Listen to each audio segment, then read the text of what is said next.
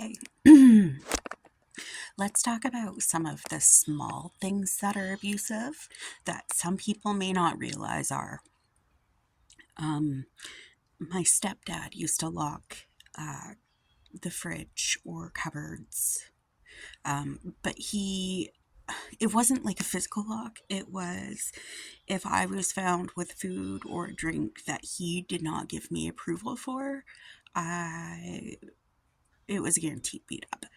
Um, And when you withhold food from kids and tell them that they're fat and they're unlovable, unlikable, worthless, never going to amount to anything, pretty much anything you could imagine saying to somebody to ruin any self esteem they may have, that is a big one for a lot of abusers. So, what happens is we get groomed a lot of the times from our abusers where they start small. And I don't know that it's intentional on any abuser's part. It's just the way it works. Some people don't even realize they're abusers. They're so stuck in their own self worth that they actually believe you do them wrong. Uh, I mean, it's incredible how much transference abusers place on their victims. Now, just because I'm using the word victim doesn't mean that they are victims. It means they're being victimized. And that's a really huge one. So I still have problems with food. But back then, I was tiny. When I left home, I weighed 115 pounds. It wasn't like I was fat. I've always had an hourglass shape. So I was quite muscular as well because I was very active. Um, and I used to just go crazy having fun outside. And I remember um, I wasn't allowed to have milk. And this is a really weird one for me. Um, but the only time I was allowed milk was during dinner if my mom was there or for cereal. It's the only time I was allowed to have milk. And the side effect of this was I was so depleted of calcium that as an adult, I had early onset osteoarthritis. I don't have enough calcium. I've always had too much iron and not enough calcium or magnesium zinc. And that is something that happened due to the lack of food. Um, and my mother had nothing to do with this, to be clear. She wasn't aware of what all was happening. She did know that there was times where I wasn't allowed to eat stuff, and she didn't quite get it.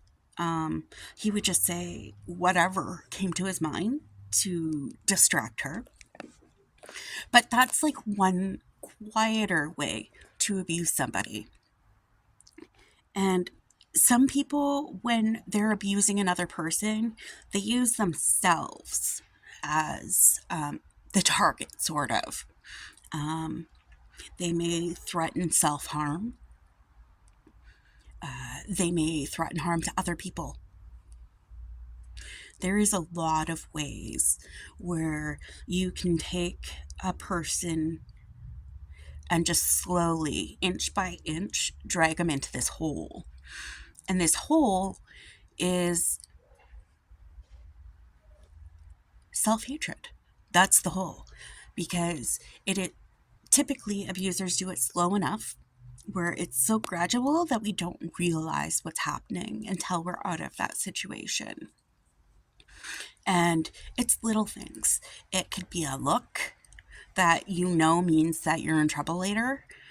I mean, why are you in trouble later? I mean, it can be anything from getting a speck of dirt on yourself, laughing at the wrong spot, making a joke that they decided they didn't like. I mean, there's a lot of ways. Now, a lot of people refer to grooming as only a sexual thing, and that's wrong. Grooming happens in all sorts of ways. Abusers groom. That's it. There is, it's like a pattern each abuser follows. And like, think of serial killers. When When you watch shows about serial killers, they always talk about how they have a method. They tend to follow the same habits and the same patterns. And that's the same with abusers. They do follow similar patterns. And if they're abusing one person, there's a really good chance they're abusing more than one person. And with me, the stepfather intentionally went out of his way to try and come up with psychological warfare with me. He would find things I was afraid of, and he would force them on me constantly. And it wasn't because he was trying to get me over my fear. He thought it was fun to watch me cry. Except for as soon as I cried, then he got mad because how dare I cry? I was not allowed to express emotion. But like, for example, when I was little, like little, 4 or 5, this person was still new in our family. This was after they had hit me the first time. And it was the fruitcake comment. We were eating dinner and I made a fruitcake comment. And this person got up and chased me into my room, through my bed. Like I was under my bed. They picked up my bed and threw it, and then cracked me across the face and told me I had to stay in my room. I was so little, like I said before, I didn't know what fruitcake means. So for me, it was like I saw something, and like other adults giggled when somebody said it because he was such a manly man, right? And like he managed to tell others that he just sent me to my room because I wasn't listening or something like that, because I was out of the area and they couldn't hear what was going on. But things like that. And each time something of that ilk happened, what it did was it taught me that the other people in my family didn't care. And it wasn't that they didn't care, but they didn't know it was being hidden. But when you are young and you don't know what's going on, you start feeling like you're alone. And things like telling me how I was a hassle for my family. I was a drain. I provided nothing of worth. Those are things that slowly got added to the list. And same with the physical abuse. The physical abuse started slow, I guess. In retrospect, it was slow. And so I think that sometimes when we're in a situation we just can't see. I have friends that were in relationships. I've been in relationships with narcissists. And the thing with me is I am no longer willing to put up with your bullshit. I don't care. If I didn't choose you in my life, I don't have to keep you in my life at all. It's incredible to me that this would happen to anybody. And the one thing I have to say, though, is the stepfather never sexually abused me himself.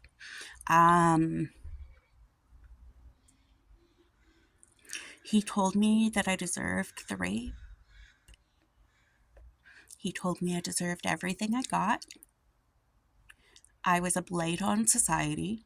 There was nothing redeeming about me. And I keep saying this because this was literally beaten into my head. I would be hit as I was told these things. I wasn't allowed to cry. I wasn't allowed to make sounds. Anytime I cried or made a sound, it would hurt 10 times worse. It got to the point where I'm desensitized to pain a lot of the time. And it's not because I have strong skin or anything like that. I'm just used to negating it, to making it invisible as much as possible.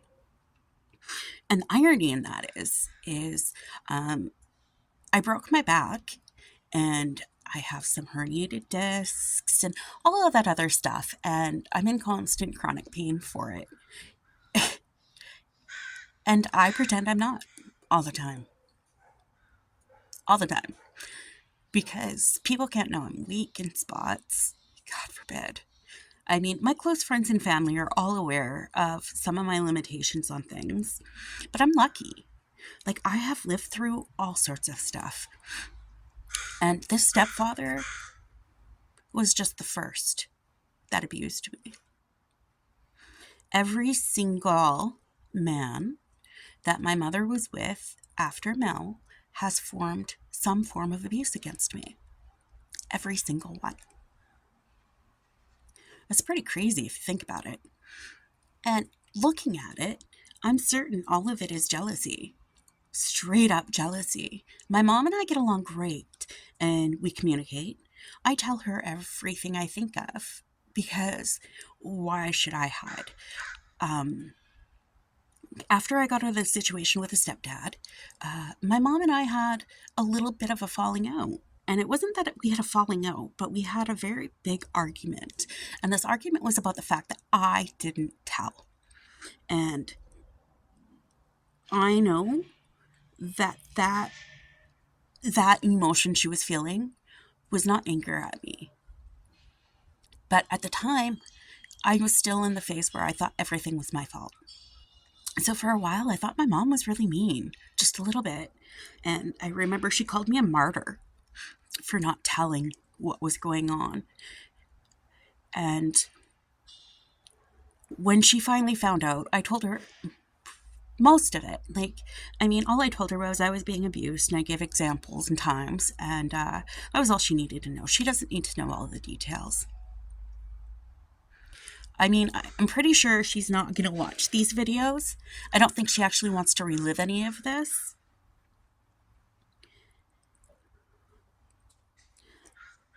When I say I'm the lucky one, I'm lucky because I had a parent who still loved me unconditionally. Well, technically I had two, but my dad was not in my life for a large chunk of it. So I hurt her in not telling her because as my parent, it was her job to protect me. And I made it so she couldn't. I guess you have to think about that too, huh? Anyway, it was just some thoughts on how abusers groom.